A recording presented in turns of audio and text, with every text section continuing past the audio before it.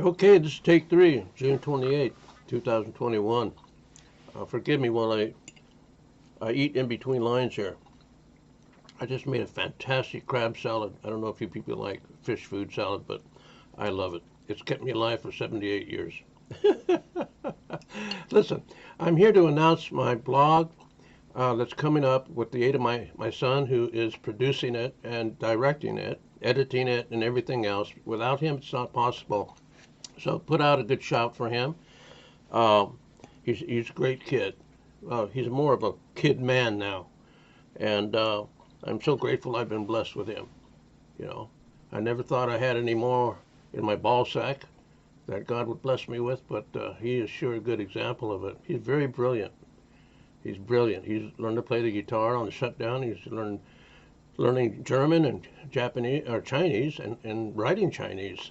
Yeah, yeah, and I think he got that from the ET influence I brought back with me. Just kidding. I often tease him about that. But listen, we're going to be talking on my blog, the David Noble Whitecrow blog. We're going to be talking about the experience I've had since I was 3.5 years old, my near ET abduction. And it's going to move all the way up through the current events taking place up here in Northern California. It's going to cover my military career. It's going to cover my ex-marriages. It's going to cover, no, I'm just kidding. It's going to cover many things that is going to involve baby boomer wellness advice that I can give, because at the same time, I've learned how to manage my health and my wellness situations that may help the male figures, listeners.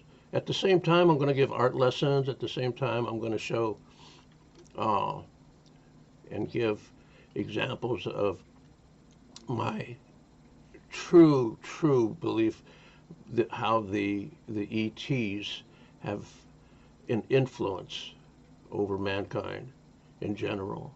And my correspondence with my ET counselor down in San Diego, who still sends visual messages to me when I request them. Sometimes he doesn't. And in answer to some of the international and national inquiries into the reality of UFOs and ghosts and weird things that we see about us and experience on a daily basis.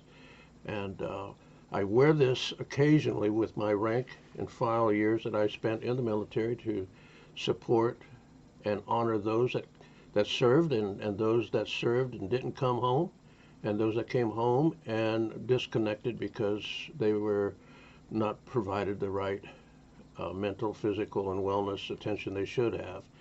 Where they were abandoned by family, were they abandoned by our government, were they abandoned by society here in our tradition of how we should have treated our veterans, regardless of their race and religious beliefs and the duties they performed, whether it was hazardous, non-hazardous, or serving and supporting the military of the United States of America. So I'm totally in support of our veterans, and I love my brothers and sisters, and I'm grateful to my Lord for allowing me to honor them and to uh, continue to represent them in the best manner possible. So this is, I'm very sensitive about it.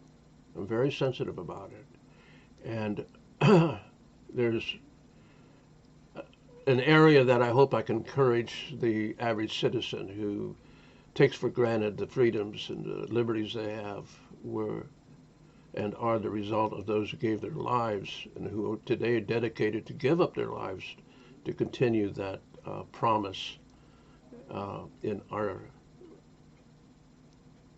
loving, caring, devoted way of government. So I may not agree with both sides or the neutral side or the other side, but for now, it's the best country on the planet.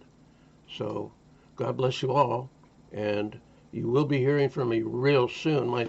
My son, he is going to put up here behind me a list of the subject material that we're going to be talking about. So till then, I'm going to continue this crab salad that I made Mm. Mm. So good.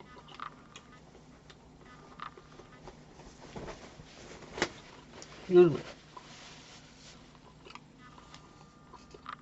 Sometimes it tastes better without my teeth. Yeah, can I get mustard on in there? You know what I'm talking about? Talk to you later.